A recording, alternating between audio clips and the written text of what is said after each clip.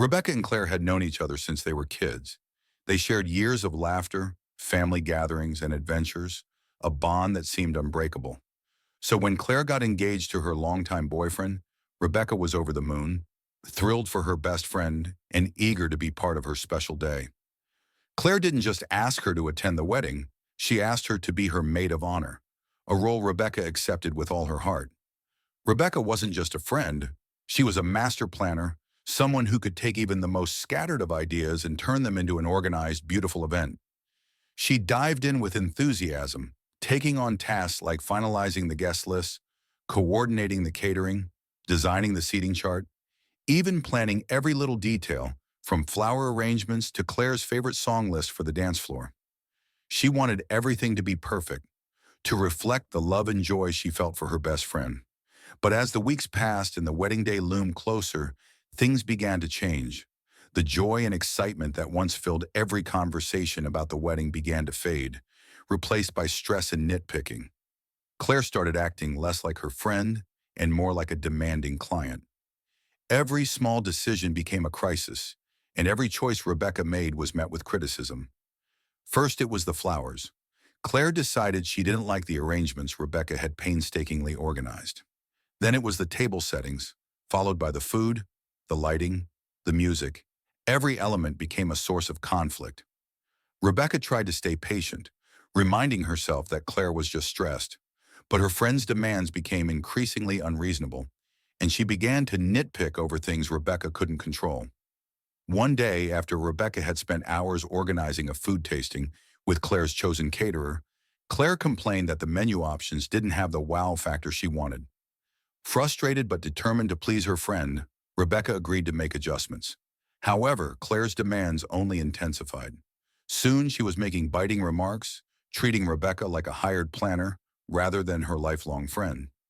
Still, Rebecca pushed through, sacrificing countless evenings, weekends, and even some of her own money to make sure Claire's day would be perfect. But the real blow came one night at a bridal shower when Rebecca overheard Claire telling another bridesmaid, "I honestly think I'd be better off planning this alone. Rebecca just keeps messing things up." Rebecca was stunned.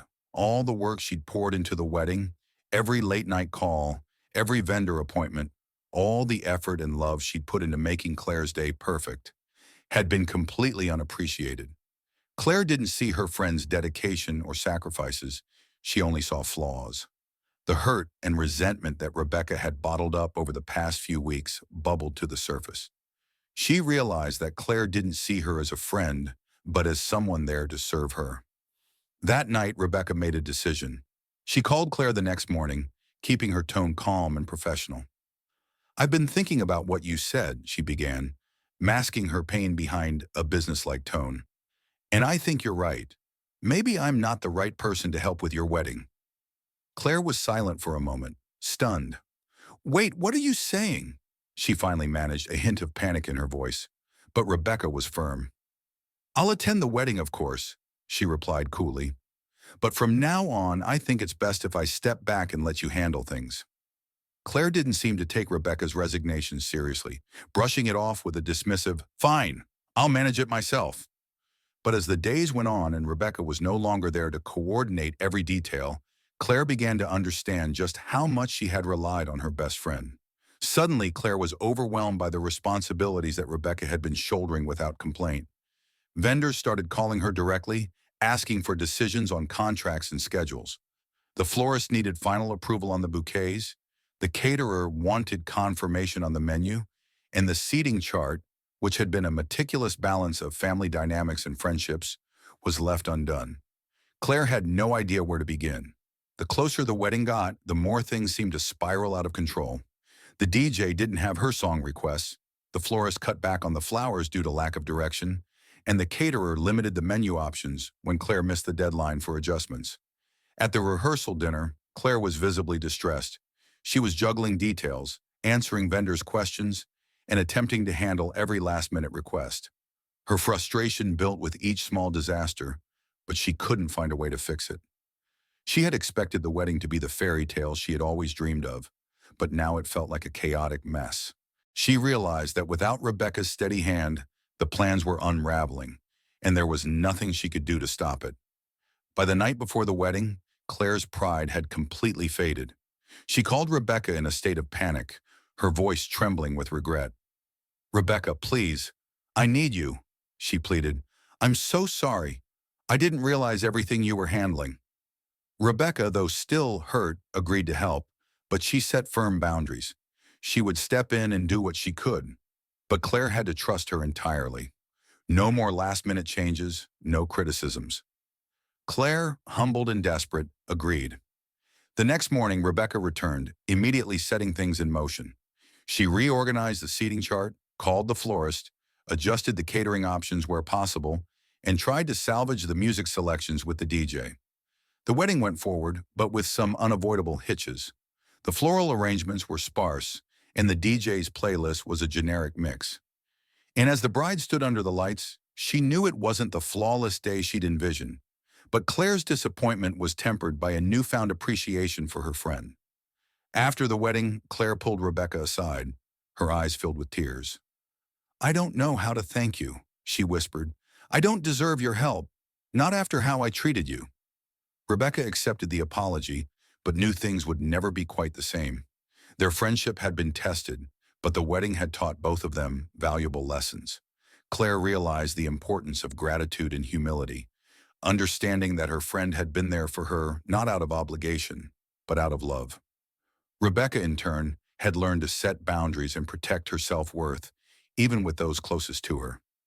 Years later, as Claire looked back on her wedding day, she would remember the beauty, the chaos, and the lesson it had left her with. Never to take for granted the friends who stand by you, even when the world is spinning out of control. Their friendship endured, but it was forever shaped by the wedding and the way it revealed the strength and fragility of their bond. After the wedding, Claire and Rebecca's friendship found itself in an awkward limbo. They didn't immediately go back to being the close friends they once were, but they didn't drift apart entirely either. Rebecca returned to her regular life, but Claire's words and actions during the wedding planning left a deep wound.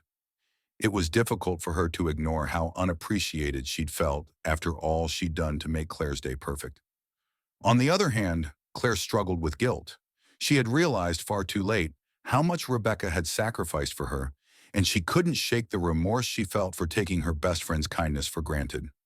Claire wanted to make things right, but wasn't sure how. A few weeks after the wedding, she invited Rebecca to meet for coffee. It was their first real sit-down since the wedding, and both of them felt the tension in the air. Claire nervously stirred her coffee before speaking. "I've been thinking a lot about everything," she started, looking down, "and I know I really messed up, Rebecca. I can't undo what happened, but I just want you to know how truly sorry I am. I don't think I can ever make it up to you, but I want to try." Rebecca listened, her face unreadable. She appreciated the apology, but she wasn't sure if things could go back to the way they once were. Claire continued, explaining how much she had underestimated everything Rebecca was doing and admitting how selfish she'd been. "You were doing all that work because you cared about me, and I took advantage of that. I made you feel like you didn't matter, and that's unforgivable." A soft silence hung between them as Rebecca took in Claire's words.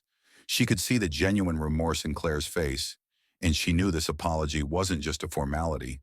But Rebecca was also aware that her boundaries had been violated in ways she couldn't ignore.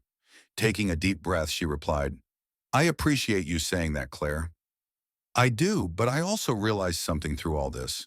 I need to know that my time and my feelings are valued, especially by the people I care about. I can't let myself get put in a position like that again." Claire nodded, understanding the implications. She knew that Rebecca wasn't just speaking for the moment, but setting a boundary for their friendship moving forward. The following months were a gradual process of rebuilding trust. Claire began taking small but intentional steps to show Rebecca that she was genuinely sorry and wanted to make amends. She started by being more mindful in their conversations, asking about Rebecca's life and showing interest in her projects.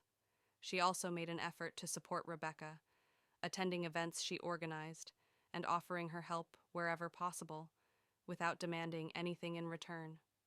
Slowly, Rebecca began to notice the changes in Claire's attitude and behavior. It was clear that Claire had learned from the experience and was making an effort to respect Rebecca's boundaries and show genuine appreciation for their friendship. One day, Rebecca invited Claire to a community event she was organizing. It was a simple affair, a fundraiser for a local charity. But Claire arrived early, ready to help set up, and spent the entire day supporting Rebecca. She even took on tasks Rebecca hadn't asked for, showing initiative and a sincere desire to contribute. Rebecca watched Claire with a mix of relief and pride. Claire wasn't just making up for her past behavior, she was genuinely evolving into a better friend. Months turned into years, and while their friendship wasn't exactly the same as it once was, it had grown into something more respectful and balanced.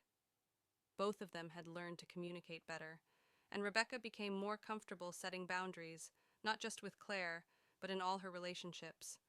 Claire, on the other hand, had developed a deeper appreciation for her friends, never again assuming that their kindness was hers to take for granted. Their friendship had been tested, but it had emerged stronger and more resilient.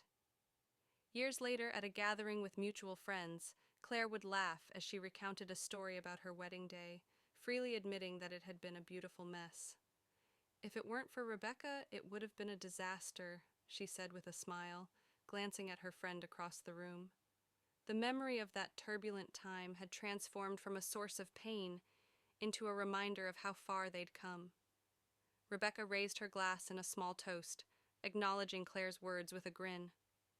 They both knew that in the end, the wedding had been far from perfect, but their friendship had emerged stronger than ever, a testament to the power of humility, forgiveness, and the willingness to grow together, even through life's hardest lessons.